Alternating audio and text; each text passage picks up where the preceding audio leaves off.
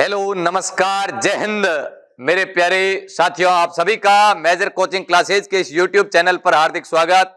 क्रांतिकारी इस्तकबाल अपने इस जीके जीएस की जो special most important MCQ series जो अपन ने शुरू की, जिसके अंदर 70 से 80% आर्मी के ओरिजिनल क्वेश्चन तथा 20 से 30% वो क्वेश्चन मैं लाता हूं जो वाकई में सिलेक्टिव है। आने वाले एग्जाम के पेपरों के अंदर आपको भरपूर मिलेंगे। आप इस सेशन को पूरा ले, मैं दावे के साथ कहता हूं यह क्लास आपके एग्जाम के लिए रामबाण साबित होगी। और जो बिल्कुल यूट्यूब पर नए हैं वो चैनल को सब्सक्राइब अवश्य करें। क्लास पूरी होने के बाद यदि आपको इस बात का एहसास हो कि वाकई में इस क्लास में मेहनत की गई है तो एक शानदार बढ़िया कमेंट अवश्य करें। वीडियो को अधिक से अधिक उन मां भारती के लाडलों तक शेयर करें जो मां भारती की सेवा में जाने के लिए, वर्दी के लिए तत्पर है, उन तक ये वीडियो जरूर पहुंचाए। तो बिल्कुल आज का समय न जाया करते हुए मैं आपको ले चलता हूं आज की क्लास के पहले क्वेश्चन की ओर, क्योंकि मंजिल उन्हीं को मिलती है जिनके सपनों में जान होती है।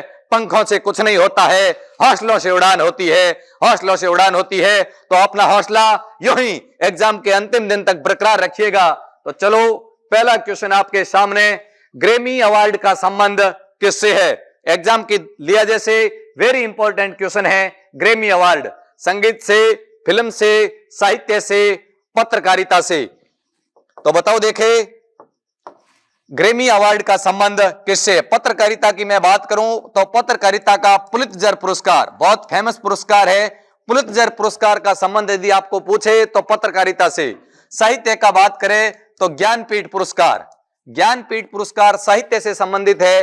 फिल्म पुरस्कार बहुत फेमस है एक पुरस्कार का जिसका नाम है ऑस्कर। ऑस्कर अवार्ड का संबंध फिल्म या सिनेमा क्षेत्र से है। और ग्रैमी अवार्ड का संबंध संगीत से, जिसको संगीत का नोबेल पुरस्कार कहा जाता है, ग्रैमी अवार्ड को, जिसका संबंध संगीत से है। नेक्स्ट क्वेश्चन, नेक्स्ट क्वेश्चन आपके सामने, पंडित जवाहरलाल नेहरू की समाधि किस नाम से जानी जाती है? महापुरुष तथा उनसे रिलेटिव जो समाधि स्थल है जिनके नाम दिए गए हैं उनसे रिलेटिव एग्जाम, आर्मी के एग्जाम में बहुत बार क्वेश्चन पूछा गया है। तो पंडित जवाहरलाल नेहरू का समाधि स्थल राजघाट, विजय घाट, शांति घाट, शक्ति स्थल। यदि मैं बात करूं राजघाट, तो राजघाट महात्मा गांधी का समाधि स्थल है। राजघाट महात्मा गांधी का समाधि स्थल है। यदि मैं बात करूं विजय घाट, तो विजय घाट लाल बहादुर शास्त्री, विजय घाट लाल बहादुर शास्त्री जी का जो समाधि स्थल है जिसको विजय घाट कहते हैं। मैं बात करूं शक्ति स्थल, तो शक्ति स्थल इंदिरा गांधी, आयरन लेडी, जिसको गूंगी गुड़िया भी कहा गया था पहले लेकिन वैसी निकली नहीं थी, इंदिरा गांधी। और पंडित जवाहरलाल नेहरू का जो समाधि स्थल है वो शांति घाट कहलाता है। इस क्वेश्चन का right answer option C. Next question आपके सामने, मिताली राज का संबंध किससे है? देखा जाए तो बहुत चर्चित क्वेश्चन है, बड़ा फेमस क्वेश्चन है। आप सभी इस क्वेश्चन का लगभग आंसर जानते होंगे क्योंकि लेडी जिस क्षेत्र में है उस क्षेत्र में उसने अपना कीर्तिमान स्थापित किया है। तो मिताली राज का संबंध फुटबॉल से, बैडमिंटन से, कुश्ती से या क्रिकेट से? तो मिताली राज एक महिला क्रिकेटर है, यानी मिताली राज का संबंध क्रिकेट से है। नेक्स्ट क्वेश्चन, निम्न में से असुमेलित है? कर्नाटक यक्षगान, तमिलनाडु भरतनाट्यम, आंध्र प्रदेश कुचिपुड़ी, केरल बिहू। एक तरफ राज्य है और एक तरफ उनसे रिलेटिव नृत्य है। निम्न में से कौन सा असुमेलित है? बिल्कुल ऑप्शन ए की मैं बात करूं यक्षगान, यक्षगान का जो संबंध है वो कर्नाटक से है। भरतनाट्यम का जो संबंध है वो तमिलनाडु से है। कुचिपुड़ी का जो संबंध है वो बिल्कुल आंध्र प्रदेश से है। जबकि मैं बात करूं बिहू, बिहू का संबंध केरला से नहीं है, बिहू असम का नृत्य है। बिहू है जो असम का नृत्य है। यदि मैं केरला की बात करूं, केरल की बात करूं, तो केरल के प्रसिद्ध नृत्य कथकली और मोहिनीअट्टम है। कथकली और मोहिनीअट्टम, इनका संबंध केरल से है, जबकि बिहू का संबंध असम से है। अपना क्वेश्चन है असुमेलित है, तो इस क्वेश्चन का जो राइट आंसर होगा वो डी ऑप्शन होगा। नेक्स्ट क्वेश्चन, ओजोन संरक्षण दिवस कब मनाया जाता है? ओजोन संरक्षण दिवस कब मनाया जाता है? 11 जुलाई, 16 सितंबर, 8 मई, 10 दिसंबर। ओजोन संरक्षण दिवस 10 दिसंबर की मैं यदि बात करूं तो विश्व मानवाधिकार दिवस, 10 दिसंबर को विश्व मानवाधिकार दिवस मनाया जाता है। विश्व मानवाधिकार दिवस 10 दिसंबर को। 8 मई की मैं बात करूं तो विश्व रेड क्रॉस दिवस, विश्व रेड क्रॉस दिवस है जो 8 मई को मनाया जाता है। 11 जुलाई की मैं बात करूं तो विश्व जनसंख्या दिवस, विश्व जनसंख्या दिवस 11 जुलाई को मनाया जाता है। और 16 सितंबर की यदि बात करें तो ओजोन संरक्षण का दिवस 16 सितंबर, और ओजोन का फॉर्मूला है वो O3 है, जो समताप मंडल के अंदर पाई जाती है, समताप मंडल में पाई जाती है, जो सूर्य से आने वाली पैराबैंगनी किरणों को रोकती है, इसलिए ओजोन परत को पृथ्वी का सुरक्षा कवच कहा जाता है। आप मुझे कमेंट बॉक्स में कमेंट करके बताओगे कि ओजोन संरक्षण से संबंधित कौन सा प्रोटोकॉल हुआ। ओजोन के अंदर जो वर्तमान में छेद हो गया है, जिसकी रोकथाम के लिए विश्व स्तर पर एक जो संगोष्ठी हुई, प्रोटोकॉल हुआ, वो प्रोटोकॉल किस नाम से किस स्थान पे हुआ, ओजोन संरक्षण का प्रोटोकॉल कौन सा है, ये कमेंट करके आप मुझे बताओगे। नेक्स्ट क्वेश्चन, मैतेई जनजाति का संबंध किस राज्य से? देखा जाए तो करंट के लिहाज से बहुत चर्चित है। इसके अंदर एक राज्य है जिसके अंदर दो जनजातियों के बीच में बहुत विकराल समस्या हुई। अपन देखते हैं यदि नेशनल और इंटरनेशनल की जो सुर्खियां हैं उनके अंदर मैतेई जनजाति बहुत सुर्खिया में रही, जो मणिपुर की है। मणिपुर की हिंसक घटनाओं के बारे में आज से 6 महीने पहले लगभग आपने सुनी होगी, जिसके अंदर मणिपुर राज्य में दो, एक कुकी जनजाति और एक मैतेई जनजाति, इनकी आपसी गुटभेड़ के बाद ये बहुत चर्चा में रही, हिंसा हुई, जिसके बहुत शर्मनाक वीडियो वायरल हुए थे, वो थी मैतेई जनजाति। तो मैतेई जनजाति का जो संबंध था वो मणिपुर राज्य से था। वेरी इंपॉर्टेंट क्वेश्चन है करंट की दृष्टि से। नेक्स्ट क्वेश्चन, अनातोलिया का पठार किस देश में स्थित है? Very important, geography, world geography की दृष्टि से ये क्वेश्चन एसएससी, रेलवे, आर्मी, केंद्र सरकार की तमाम भर्तियों के अंदर इस क्वेश्चन को भर भर के पूछा गया। तो अनातोलिया पठार किस देश में है? मंगोलिया, तुर्की, म्यांमार, मलेशिया। तो अनातोलिया का जो पठार है वो तुर्की के अंदर स्थित है। अनातोलिया का पठार तुर्की के अंदर स्थित है। वेरी इंपॉर्टेंट क्वेश्चन है। नेक्स्ट क्वेश्चन, विश्व की सबसे ऊंची मीठे पानी की झील कौन सी है? विश्व की सबसे ऊंची मीठे पानी की झील कौन सी है? सुपेरियर झील, टीटीकाका झील, कैस्पियन सागर या वॉन झील? विश्व की सबसे ऊंची मीठे पानी की झील कौन सी है? मैं वॉन झील की बात करूं तो सर्वाधिक लवणता वाली झील, सर्वाधिक लवणता वाली यदि आपको झील पूछे, सर्वाधिक लवणता वाली झील यदि आपको पूछे तो वो वॉन झील है। और कैस्पियन सागर की बात करूं तो सबसे बड़ी खारे पानी की झील, सबसे बड़ी खारे पानी की झील यदि आपको पूछे तो वो कैस्पियन सागर है। और सबसे बड़ी मीठे पानी की झील पूछे, सबसे बड़ी मीठे पानी की झील यदि आपको पूछे तो वो सुपेरियर झील है। और यदि मैं बात करूं सबसे ऊंची मीठे पानी की झील, जो टीटीकाका झील है, जो बोलिविया तथा पेरू की सीमा पर स्थित है, टीटीकाका झील सबसे ऊंची नौगम्य या सबसे ऊंची मीठे पानी की झील है। बड़ी पूछे तो सुपेरियर है, जो एशिया और यूरोप दोनों महाद्वीप में पड़ती है।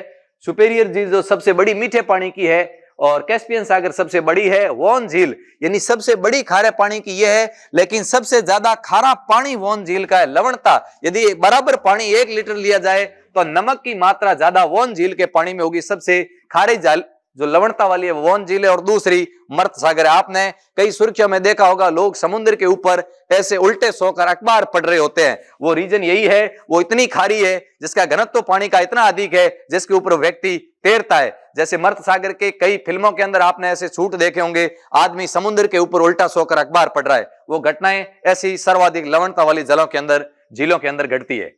तो चलो, बहुत इंपॉर्टेंट क्वेश्चन था। और नेक्स्ट क्वेश्चन आपके सामने जो पॉलिटी से संबंधित है, निम्न में से कौन कैबिनेट मिशन का सदस्य नहीं था? मैं बात करूं कैबिनेट मिशन तो पॉलिटी के लिए जैसे बहुत इंपॉर्टेंट है। कैबिनेट मिशन मार्च 1946 को भारत आया था, जो 3 सदस्य था, जिसके अंदर एक अध्यक्ष और 2 सदस्य, कुल 3 सदस्य ये मिशन था। इसके तहत ही संविधान सभा का गठन किया गया था, कैबिनेट मिशन के तहत। तो कैबिनेट मिशन के जो अध्यक्ष थे, कैबिनेट मिशन के अध्यक्ष थे, वो थे पैट्रिक लॉरेंस, और अन्य जो 2 सदस्य थे वो स्टेफोर्ड क्रिप्स तथा अलेक्जेंडर थे। और माउंट बेंटन का कैबिनेट मिशन से कोई संबंध नहीं था। अपना क्वेश्चन यही है, कैबिनेट मिशन का कौन सदस्य नहीं थे? तो माउंट बेंटन। पैट्रिक लॉरेंस अध्यक्ष थे और क्रिप्स और अलेक्जेंडर सदस्य थे, जो मार्च 1946 के अंदर आया था। वेरी इंपॉर्टेंट क्वेश्चन है। नेक्स्ट क्वेश्चन, राज्यसभा सदस्य बनने के लिए न्यूनतम आयु होनी चाहिए। बहुत ही शानदार क्वेश्चन है, बिल्कुल कंफ्यूज नहीं होना चाहिए। सबसे पहली बात आई कि वोट देने के लिए कितनी चाहिए, तो 18 वर्ष। उसके बाद वोट के बाद सबसे छोटे चुनाव होते हैं पंचायती राज। पंचायती राज व नगरीय स्वशासन की यदि बात करें तो 21 वर्ष। उसके बाद यानी जिला प्रमुख तक का सफर हो गया। उसके बाद एमपी और एमएलए यानी विधानसभा तथा विधानसभा व लोकसभा का सदस्य बनने के लिए 25 वर्ष। उसके बाद यदि बात करें तो राज्यसभा का सदस्य बनने के लिए न्यूनतम 30 वर्ष। उसके बाद भारत के सबसे वरिष्ठ पद राज्यपाल व राष्ट्रपति, राज्यपाल व राष्ट्रपति बनने के लिए 35 वर्ष। यह आंकड़ा बिल्कुल आयु का याद रखिएगा, सारे एग्जाम की दृष्टि से बड़े महत्वपूर्ण, थोड़े कंफ्यूजिंग भी है।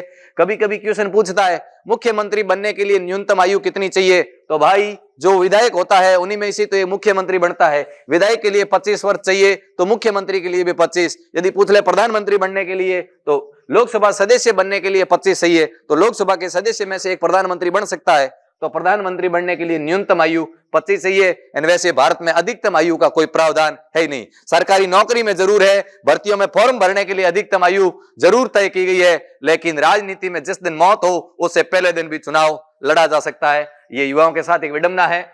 चलो आप पढ़ो, सुधार करो, और देश की इतनी कानून व्यवस्था में पढ़ा लिखा युवा ही कर सकता है। तो चलो राज्यसभा का सदस्य बनने के लिए न्यूनतम आयु अपने बात की जाए तो 30 वर्ष। राज्यसभा का सदस्य 30 वर्ष की आयु में। चलो नेक्स्ट क्वेश्चन, शेरशाह सूरी का मकबरा कहां स्थित है? एग्जाम के अंदर बहुत क्वेश्चन पूछा जाता है। शेरशाह सूरी का मकबरा सासाराम, आगरा, लाहौर, दिल्ली। शेरशाह सूरी का मकबरा कहां स्थित है, बताओ। देखिए आप,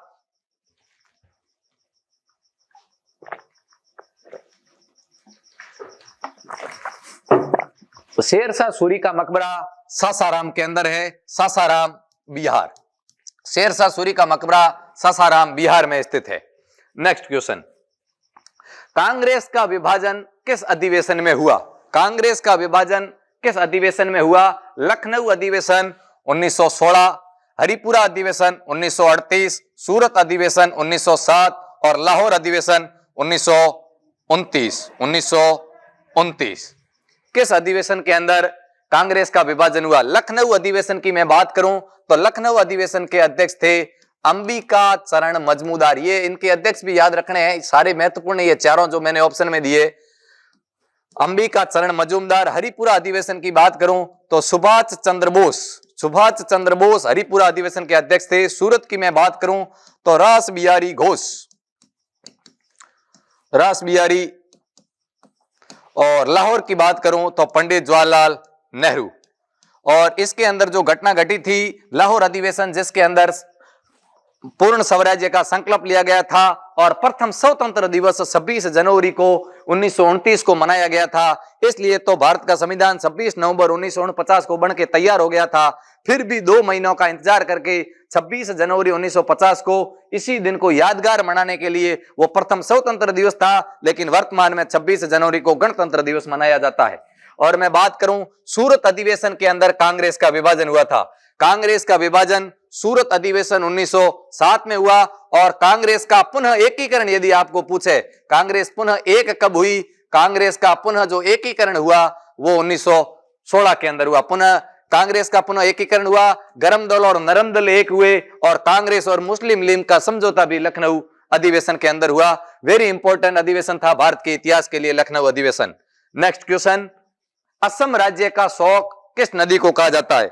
यानी शौक उसी नदी को कहा जाता है जो उस राज्य के अंदर तबाही ला देती है, किसी न किसी प्रकार के रास्ता बदलने की चाहे प्रवृत्ति हो, उसी के कारण उस राज्य में आर्थिक सामाजिक नुकसान पहुंचाती है। असम राज्य का शौक कोसी नदी, महानदी, दामोदर नदी, ब्रह्मपुत्र नदी।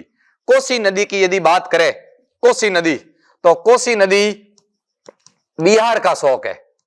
कोसी नदी को बिहार का शौक कहते हैं। महानदी की मैं बात करूं तो उड़ीसा का शौक, महानदी को उड़ीसा का शौक कहा जाता है। और दामोदर की मैं बात करूं तो पश्चिम बंगाल का शौक। और असम की यदि बात करें तो ब्रह्मपुत्र नदी को असम का शौक कहा जाता है। नेक्स्ट क्वेश्चन, हाल ही में, अब करंट अफेयर्स का क्वेश्चन है, वेरी इंपॉर्टेंट क्वेश्चन है। हाल ही में जोधपुर में भारत के साथ 12 देश की एयरफोर्स अगस्त महीने यानी आने वाले अगस्त महीने के अंदर भारत के साथ अन्य 12 देश की एयरफोर्स एक युद्ध अभ्यास के अंदर, युद्ध अभ्यास से रिलेटिव क्वेश्चन आर्मी के एग्जाम से तो वेरी इंपॉर्टेंट है, क्योंकि सेना का प्रमुख काम भी वही है। तो युद्ध अभ्यास का आपको प्रत्येक युद्ध अभ्यास को पढ़ना ही पढ़ना है। और मैंने जो चारों ऑप्शन में दिए, चारों ही करंट अफेयर्स के लिया जैसे बहुत चर्चित है।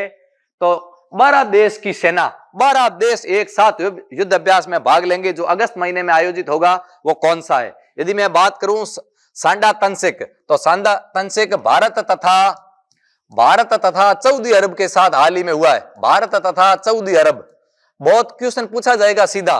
सांडा तंसिक भारत तथा अन्य किस देश के साथ हुआ? सऊदी अरब। डेजर्ट साइक्लोन की बात करें तो भारत तथा संयुक्त अरब अमीरात, भारत तथा संयुक्त अरब अमीरात के साथ हुआ। धर्म गोर्जियन की बात करें तो भारत तथा जापान के साथ धर्म गोर्जियन युद्ध अभ्यास होता है। और 12 देश जिस युद्ध अभ्यास में भाग लेंगे उस युद्ध अभ्यास का नाम है तरंग शक्ति।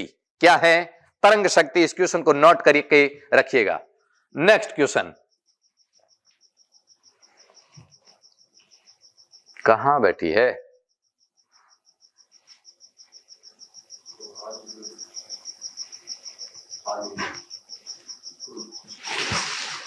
ये लाइव आ जाती है ना।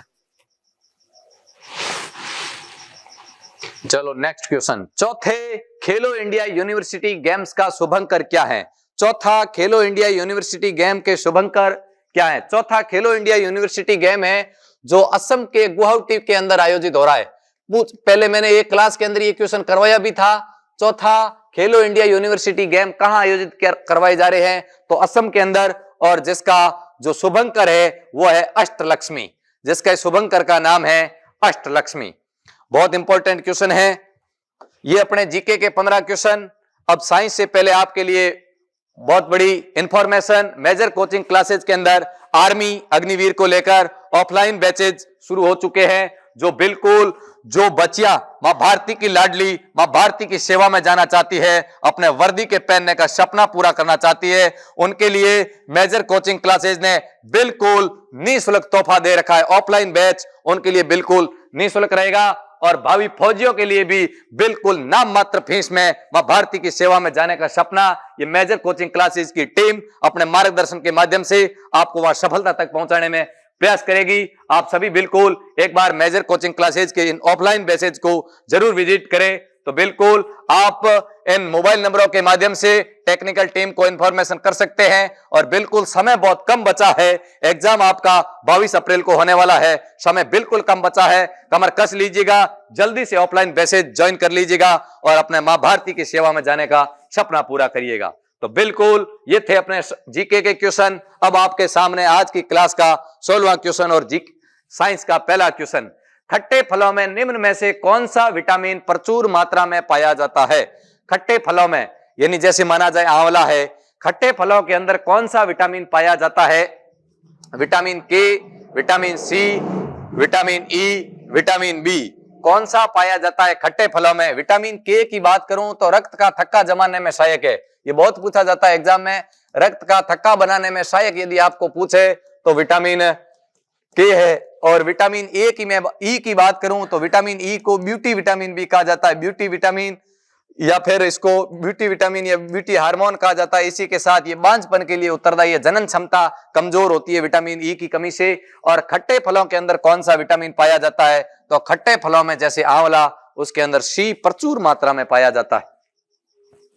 नेक्स्ट क्वेश्चन, रक्त में कौन सा प्रोटीन पाया जाता है? रक्त के अंदर मुख्य रूप से कौन सा, रक्त के अंदर कई प्रोटीन पाए जाते हैं, लेकिन दिए गए ऑप्शन में से कौन सा एक विटामिन रक्त के अंदर विद्यमान होता है? यदि मैं बात एल्बुमिन, ओसिन, कैसीन या स्टोन, स्टोन की बात करूं तो गुणसूत्रों में पाया जाने वाला प्रोटीन है। स्टोन गुणसूत्रों में पाया जाने वाला प्रोटीन है। कैसीन की मैं बात करूं तो दूध में पाया जाने वाला प्रोटीन है। ओसिन की मैं बात करूं तो हड्डियों में पाया जाने वाला प्रोटीन है। और रक्त में पाया जाने वाला, रक्त तथा अंडे, अंडे में भी एल्बुमिन पाया जाता है और रक्त में भी एल्बुमिन प्रोटीन पाया जाता है। रक्त में कई प्रोटीन पाए जाते हैं लेकिन सर्वाधिक मात्रा में एल्बुमिन पाया जाता है। और फाइब्रोजिन तथा प्रोथ्रोम्बिन की बात करूं जो रक्त का थक्का बनाने में सहायक है, हिपेरिन की बात करूं जो रक्त को तरल बनाए रखने में सहायक है। इस प्रकार के कई विटामिन है। एल्बुमिन सबसे ज्यादा और मुख्य रूप से अंडे और रक्त में पाया जाता है। नेक्स्ट क्वेश्चन, किस हार्मोन का उपयोग गाय भैंस के थनों से, ये थान नहीं है, थनों से दूध उतारने के लिए, थनों से दूध उतारने के लिए किया जाता है? यानी दूध उतारने के लिए किस हार्मोन, जो इंजेक्शन देते हैं गाय और भैंस को दूध निकालने के लिए, उसके अंदर किस इंजेक्शन का, वो किस हार्मोन का इंजेक्शन होता है? लैक्टोजेनिक, ऑक्सीटोसिन, मिलेटोनिन या मिलेनोसाइड? उस हार्मोन का नाम है ऑक्सीटोसिन। ऑक्सीटोसिन हार्मोन का इंजेक्शन दिया जाता है जो गाय और भैंस में दूध उतारने में सहायक है। नेक्स्ट क्वेश्चन, पेस मेकर का संबंध किससे है? वेरी इंपॉर्टेंट, ये आर्मी के अंदर क्वेश्चन पूछा हुआ है। पेस मेकर का संबंध किस अंग से है? यकृत से, फेफड़े से, किडनी से, हृदय से? तो पेस मेकर का जो संबंध है वो बिल्कुल हृदय से है। पेस मेकर को हृदय का हृदय कहा जाता है। जिस प्रकार हृदय पूरे शरीर के अंदर धड़कता है, उस प्रकार हृदय के अंदर जो धड़कता है वो पेस मेकर है, हृदय की धड़कन को नियंत्रित करता है। इसलिए हृदय का हृदय पेस मेकर को कहा जाता है।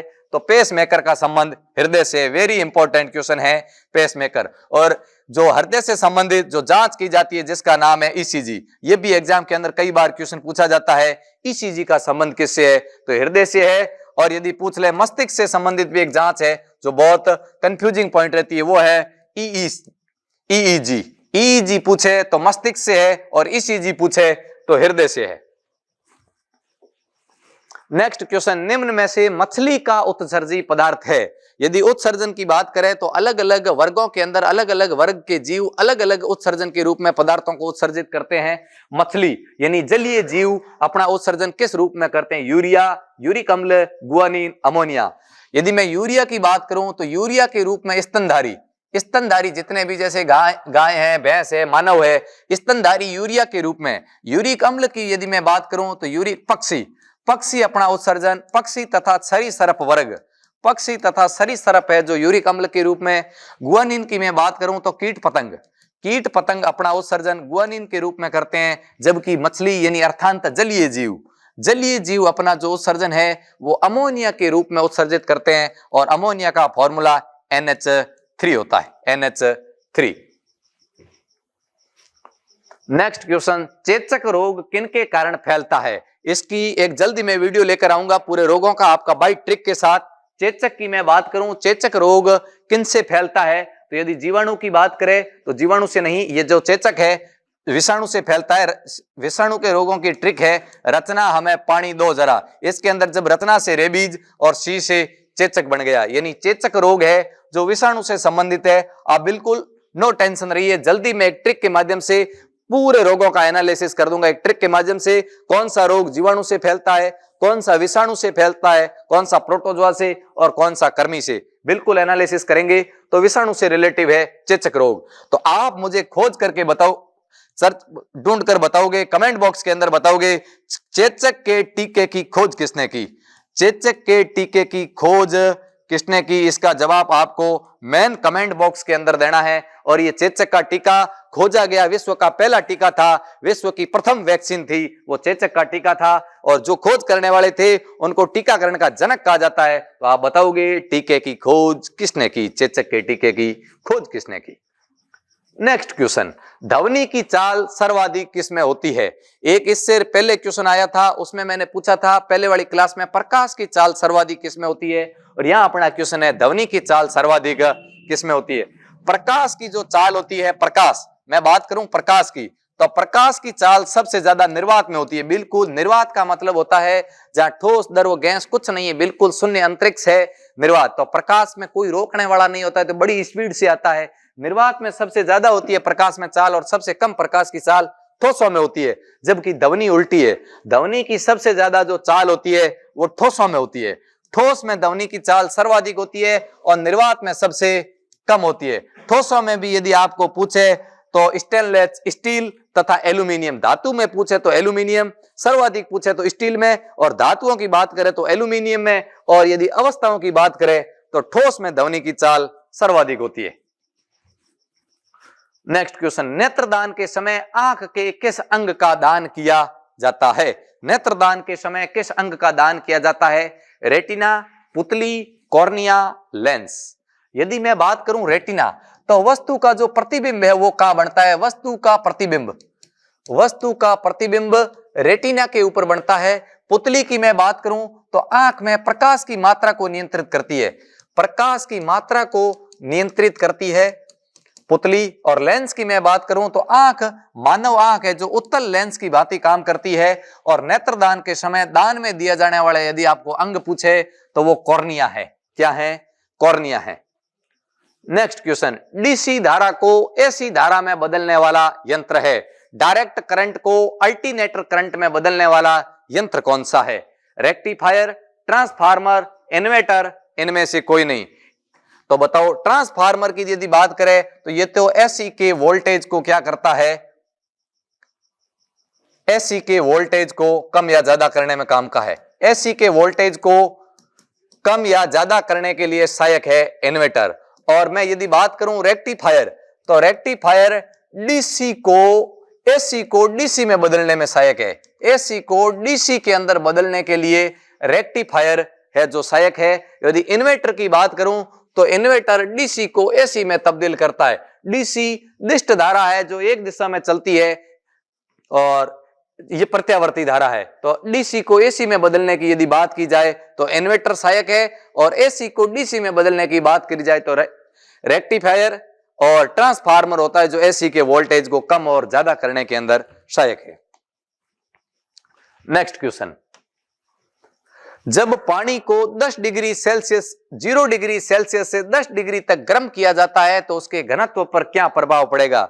बिल्कुल ये जैसे मैंने बात कही कि यहां पर अपना 0 डिग्री सेल्सियस तापमान है और यहां पर 10 डिग्री सेल्सियस तापमान है।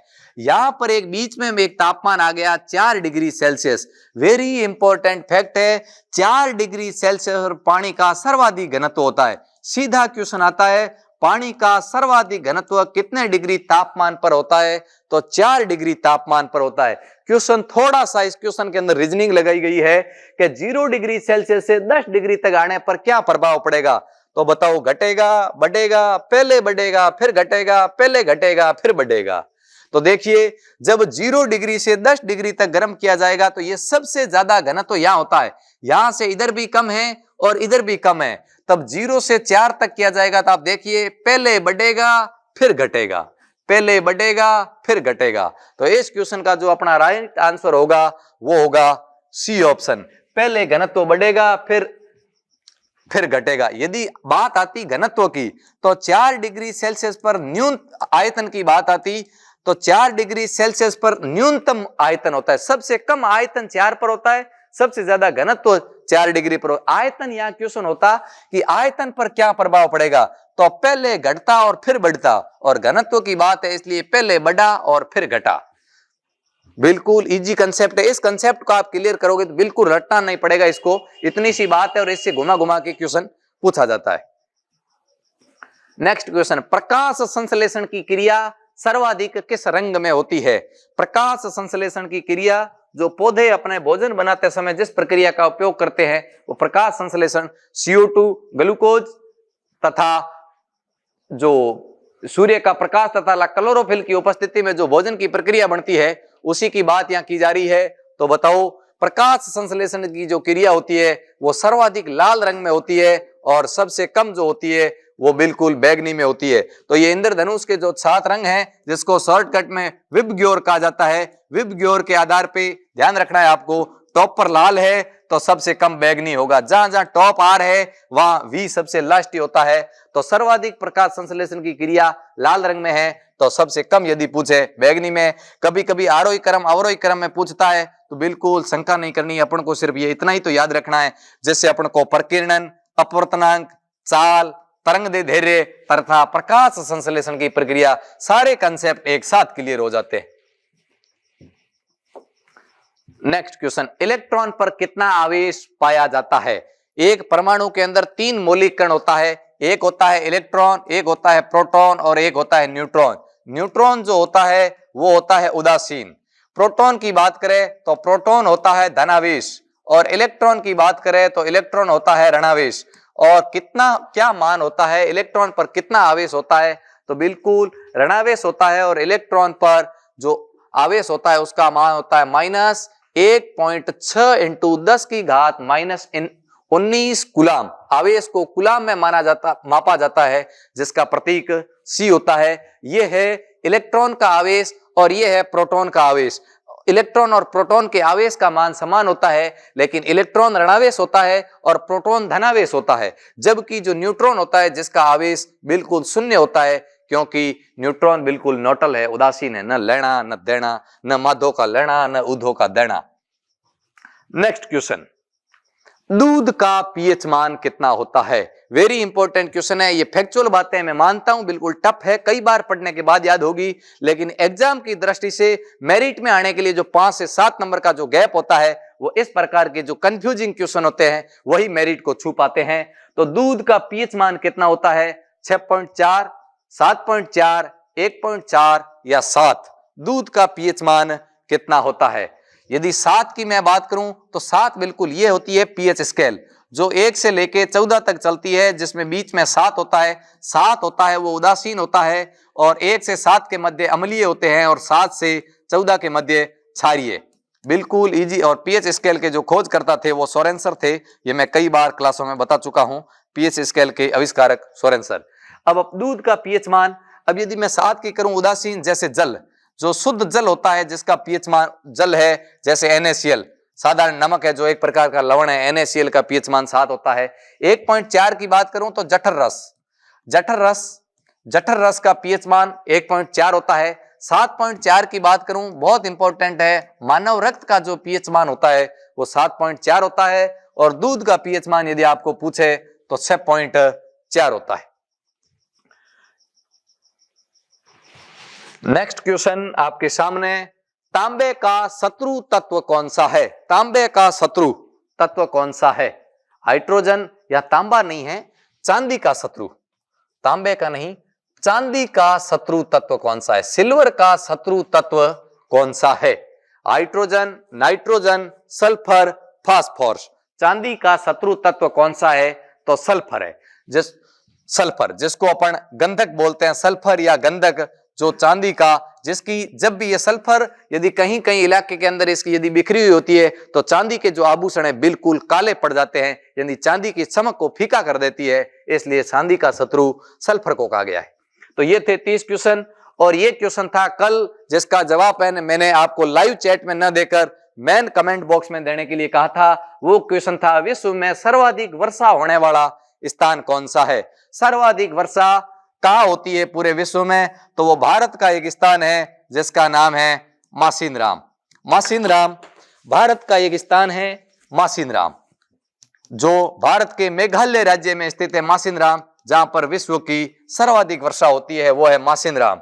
और ये क्वेश्चन है जिसका जवाब आपको लाइव चैट के अंदर न देकर मेन कमेंट बॉक्स में देना है। दिल्ली सल्तनत का संस्थापक किसे माना जाता है?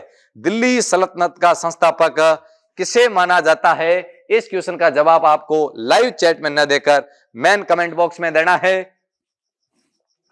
और ये आपके सामने वही इंफॉर्मेशन मैं पहले दे चुका हूं। मेजर कोचिंग क्लासेज में नए ऑफलाइन बैचेज शुरू हो चुके हैं। बच्चियों के लिए, लड़कियों के लिए बिल्कुल निःशुल्क है, और लड़कों के लिए मां भारती के लाडलों के लिए नाम मात्र फीस में बैचेज चल रहे हैं। तो ये थी अपनी आज की क्लास, और आपको क्लास कैसी लगी? यदि शानदार लगी तो एक बढ़िया कमेंट मेरी और मेरी टीम के लिए कर दीजिएगा। वीडियो को लाइक जरूर करिए और मां भारती के लाडलों तक शेयर अवश्य कीजिए। जय हिंद, जय भारत, बेस्ट ऑफ लक।